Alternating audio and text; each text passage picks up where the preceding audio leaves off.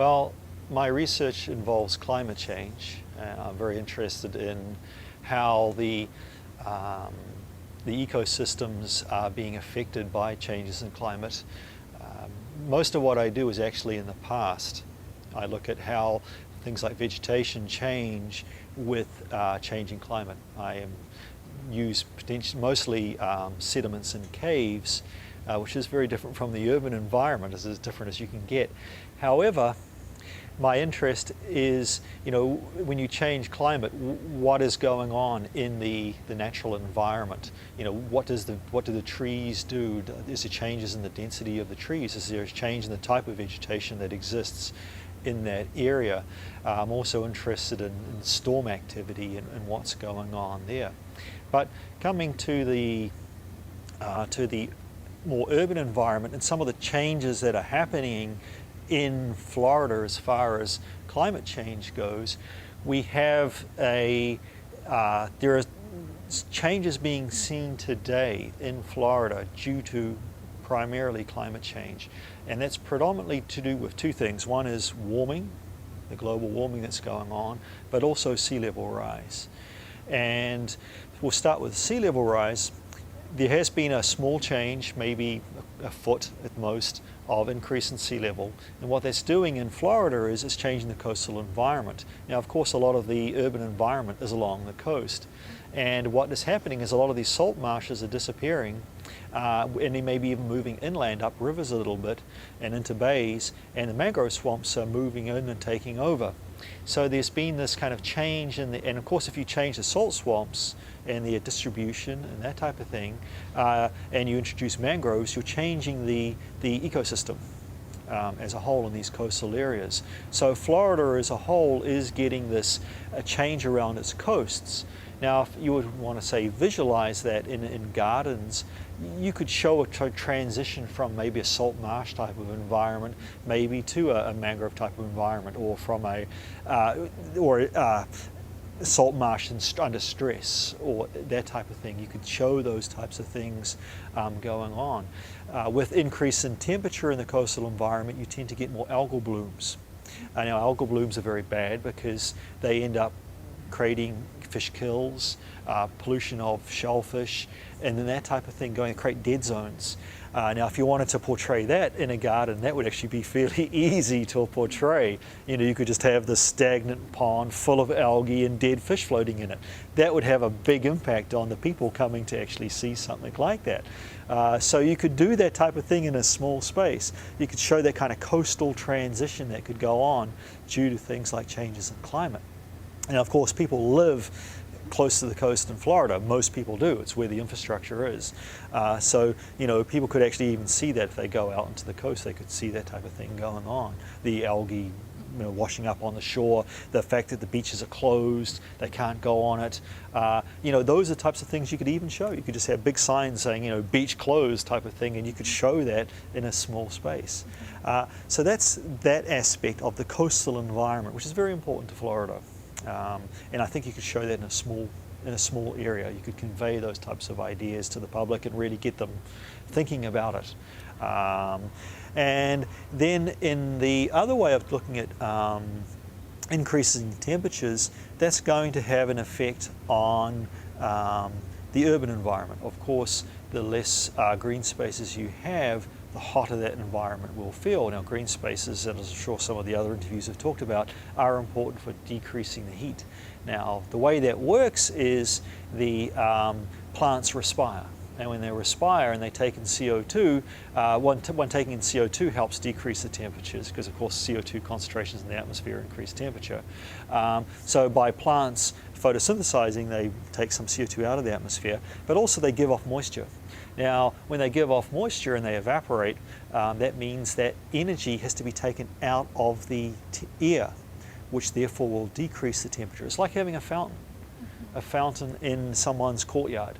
By the fact the fountain is there, it's not just aesthetic, it also has a functional purpose. It decreases the temperature by pulling heat out of the air to evaporate that water that's being dispersed in the fountain. So more water features and things like that, water gardens and things, will create a cooler more pleasant environment, not just aesthetically, but also scientifically.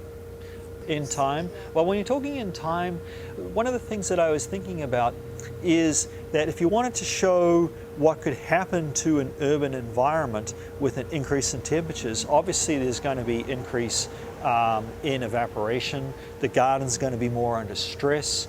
You could show that visually by showing a garden that's, gone from a nice green healthy state to a more parched, dead type of environment. That could be very visually,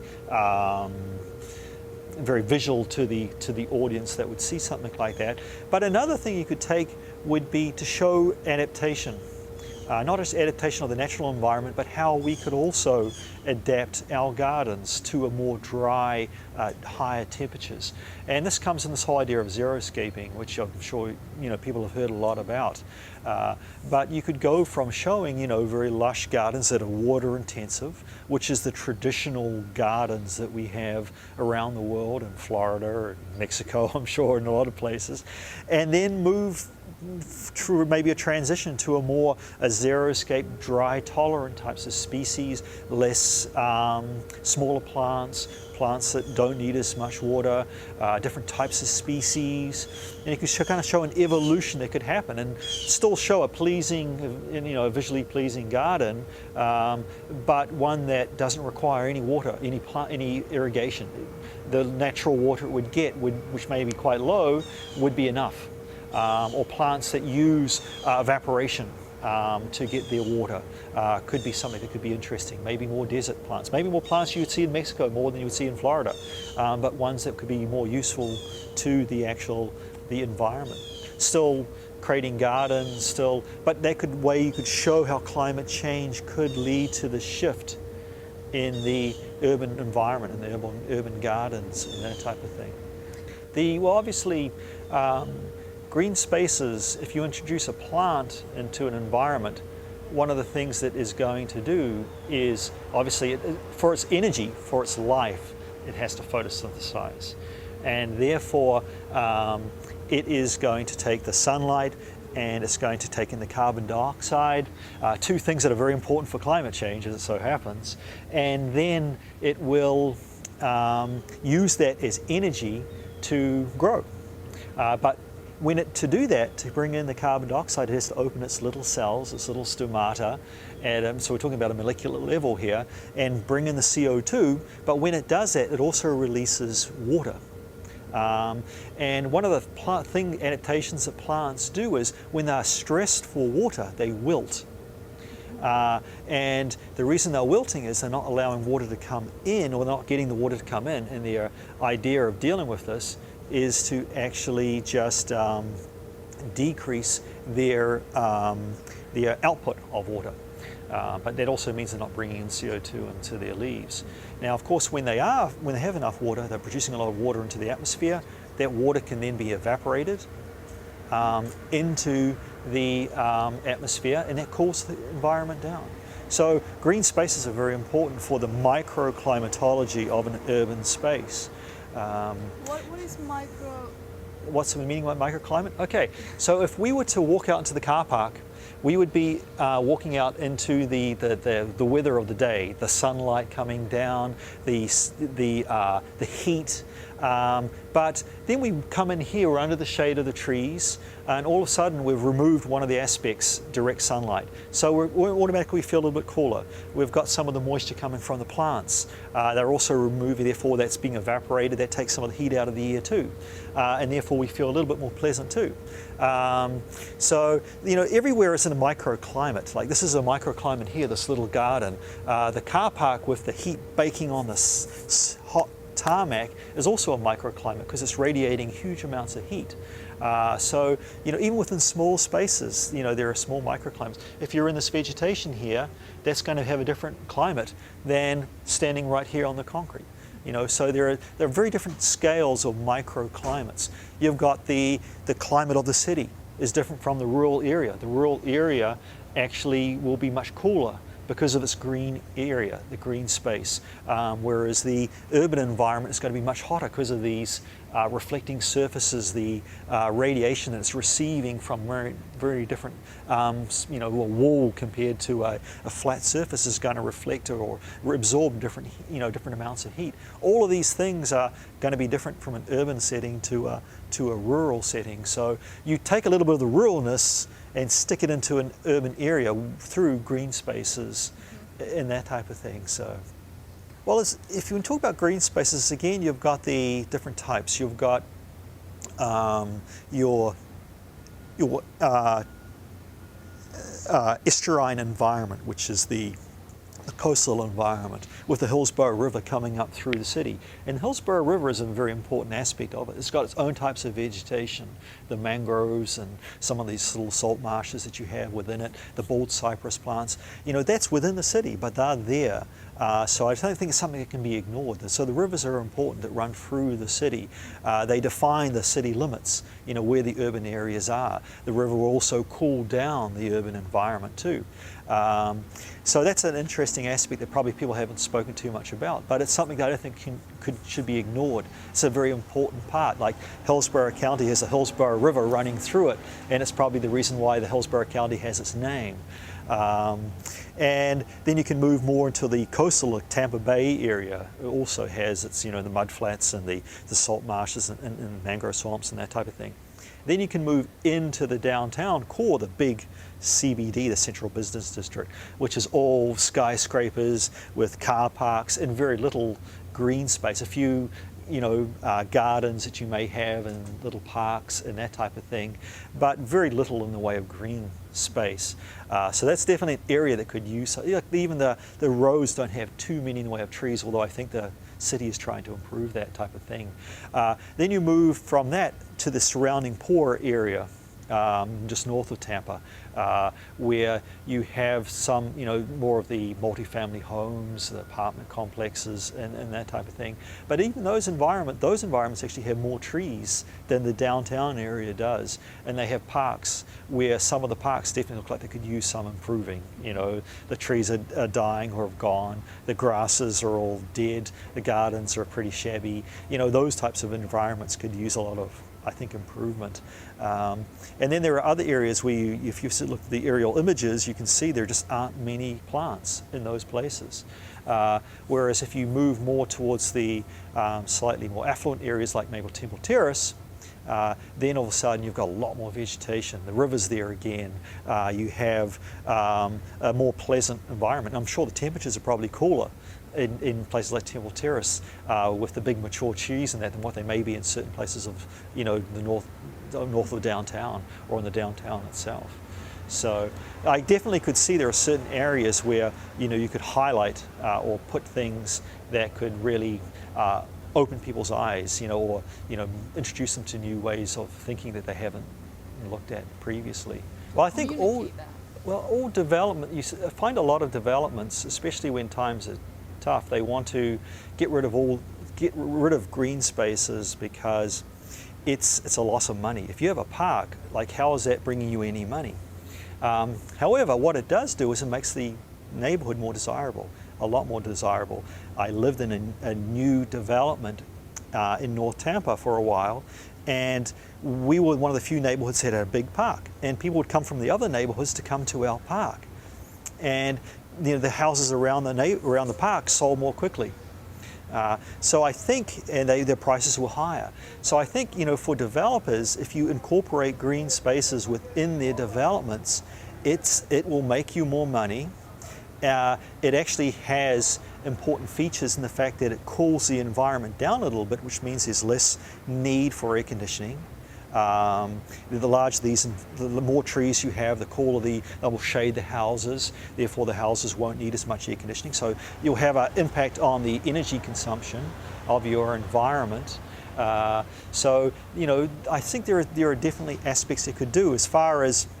So new developments should definitely have, you know, like green corridors maybe running through them, more park space. That would definitely be something that could help one, sell the neighborhood, because as you say, people like to see trees, they like to be in parks. So if they have those neighborhood parks, I think in a way it would help the selling of those neighborhoods. It would help the aesthetic appeal. It would also, as far as climate change, maybe help offset a little bit of the climate change, maybe by needing to use less energy, for example, because you've got trees in the neighborhood. Yeah, indirectly. One of the things that developers tend to do is they go into a neighborhood and they cut down all the trees, they put in their roads, and they don't, whereas if they kept the existing trees there and they built around them, then that may really help with, creating a nice mature environment that is more desirable to the buyers of that environment, because the trees take a long time to grow and and so you slow down the process. Whereas if you could do more about keeping what is there and working with it, that would, I think, it's more expensive to do that, I think, but still, I think it would, in the long run, help in many different ways. Help with climate change, help with selling the environment, your neighborhood, your development. I would, to hazard an educated guess, if your neighborhood, let's say, is, what I would say, percentage of the neighborhood, you would probably need something like maybe 20% of the neighborhood would have to be green space. Like if you've just got, 2% of your neighborhood is green space, I don't think that is going to have a big impact at all. Like, for example, if you had an acre of land and 2%, there'd be one tree on that acre. If that, maybe less than that, maybe a shrub. That's to put it in some sort of spatial perspective, that's what, so if you had, 20% of that acre in green space, that means you could actually have maybe 4 or 5 big trees. And that would have an impact on the climate, absolutely, on that acre of land. So therefore, you would need, I'd estimate probably, 20% or so in that area to really have an impact on the urban environment. Now, a lot of the older cities you see in North America, you look across them and all you see from a distance is trees and maybe an odd church steeple sticking up or a higher building sticking up. So they do have a lot of green space, they are possible. But a lot of the newer developed cities you go to, you don't see that. You just see these big sprawling neighborhoods with very little in the way of green. So, especially when you fly over Tampa, you'll see that in North Tampa compared to some parts of downtown Tampa. As far as I know, that lab I think it's privately funded. In fact, it has to fund itself, although I think the technician was being funded by the department for a while. And I think its job is to just do work for the community with regards to, creating maps for them or finding, for example, if you're a company, you want to say, well, where should I put my new store?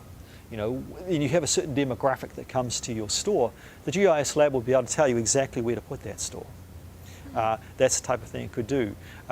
Or if you want to look at more from a physical aspect, you may want to say, well, if I was to, plan my neighborhood, where are the existing resources that I could use? Like, for example, it could be, trees and that type of thing.